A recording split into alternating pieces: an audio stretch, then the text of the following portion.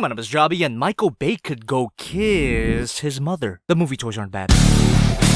With that being said, the movies themselves are still shit. Now that might be a little exaggerated, I actually don't think the Transformers film franchise is completely terrible. I mean, the special effects are amazing, the action is explosive, basically anytime the Transformers themselves are on screen, it's a decently good time. For about 5 minutes. I cannot forgive a movie that manages to make something like this a snooze fest. Revenge of the Fallen is one of the few movies that put me to sleep in the theater. There's only so much explosions and that I can take before I get bored. But you know, me being in love with Transformers, I decided to give Dark of the Moon a chance. And it wasn't as boring, but it was still overlong and completely forgettable. By the time of Age of Extinction, I was done with this franchise, and Transformers The Last Knight, which is where we're at now, I'm also gonna skip. I refuse to continue my support for this slag heap of a franchise. But my interest in The Last Knight toys means I'm unintentionally giving support to this franchise. Fuck. I mean, what can I do? The toy line looks awesome, and I'm definitely gonna get some of them. I decided to start off with Barricade because he was affordable, but overpriced on Amazon, and he was one of my favorite parts of the first movie. And thankfully, the painting and the sculpting on this figure is awesome. This design for Barricade takes some cues from the original, such as the tall shoulders and the quadruple eyes, but it looks way more solid, unlike the first film where all the robots look like they would fall apart at any second. He's chunky, stocky, and I'm alright with it. And the more blocky design kinda gives the sculptors an excuse to be a little lazier with the detail. Because the designs of the movies were so complicated, the toys ended up having an amazing amount of mechanical detail. This guy has some of that, but it's not as mind-blowing. Or it could be because this is a deluxe class Transformer and I'm digging way too deep into this. Speaking of digging way too deep, yes, my figure is irreparably damaged. More details in this figure's unboxing video. I really fucked up there. At least it was a part that wasn't crucial to the transformation or the stability of the figure. And if I do some mental gymnastics, it kinda looks like battle damage. And the head sculpt is great. One thing that I like about the Transformers movie aesthetic is how they made all the Decepticons look kind of like insects. I mean, they're alien robots, so why not give them multiple eyes? This head sculpt continues that tradition, but again, makes it look a lot more solid. And big props for printing a Decepticon logo that small. My iPhone could barely capture it. And one more detail I want to point out before I get into the shit. This guy's got a pair of sculpted in brass knuckles, and they say protect and serve in reverse. The very idea of this guy stamping protect and serve on his opponents with his fists, it's so stupid that I can't help but love it. And as much as I like the figure so far, I definitely have some issues. First of all, this is obviously part of the transformation, but it doesn't plug in, so when you go to handle the figure, it can get annoying. I can look past it, but what's harder to look past is the back. I wonder what he transforms into. I understand that this is a cheaper deluxe class figure, but there must have been a better way to handle this insane back kibble. Maybe have it split apart and fold in some way. I don't know. Anything other than this.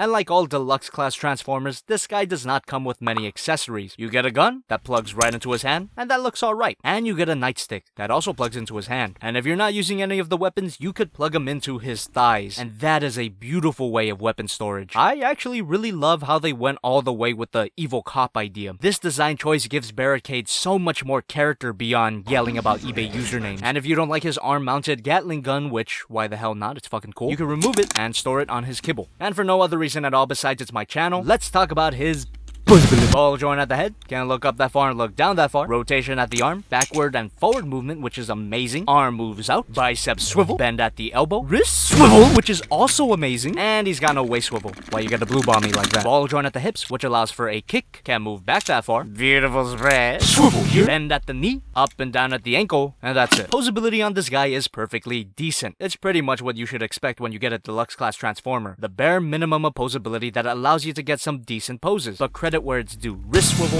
fuck yeah. Let's do some size comparisons. Here's Figma Modic Academy, SH Monster Arts Godzilla, Masterpiece Optimus Prime, and so far my favorite movie figure, the Leader Class Revenge of the Fallen Starscream. I thought you said you didn't like Revenge of the Fallen? Well, I actually have the incredible ability to separate the movies from the toys. I mean, I'm basically doing what you do, turning off my brain and enjoying the spectacle. So this guy's robot mode is pretty good. And as the kibble suggests, his transformation is pretty simple.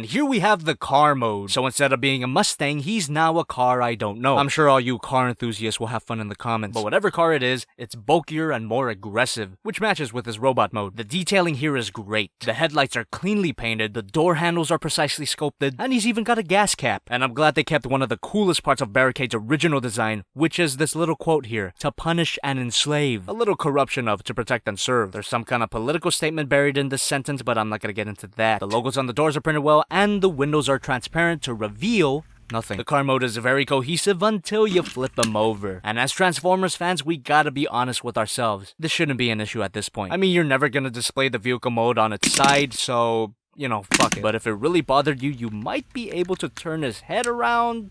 No, there's no escape. And I love how there's a neat way to keep these weapons in place. And you could even take the Gatling gun and plug it into the car. It looks kind of forced, but hey, at least it's not mech tech. No point in talking about posability, but if I do some mental gymnastics, I can consider the wheel a swivel. Let's just do some size comparisons and be done with it. Godzilla Prime and Starscream. Overall, this figure's good. A lot of the comments leading up to this review suggested that this figure was terrible, and I don't see that at all. Sure, it's not perfect, but it's pretty much what I've come to expect from deluxe class Transformers. Even though there have been some fantastic deluxe class figures, this one is far from being the worst, but it's definitely not worth 20 bucks. So if you wanted to get this figure, go to the store, do not buy it online, unless for some reason the premiere editions are just priced like that, then you're fucked. Now, because I don't have anything to plug, I'm gonna take this time to be a little real with you. If for some reason you're taking my dislike of the Transformers movies as an attack on you personally, stop it. It's not that I don't like you as a person. I mean, I don't even know you. I just don't like what you like, and that's fine. And if you're looking forward to Transformers The Last Night, go ahead and have your fun. It's fine for us to have a difference of opinions, especially when it comes to movies. But just fuck off.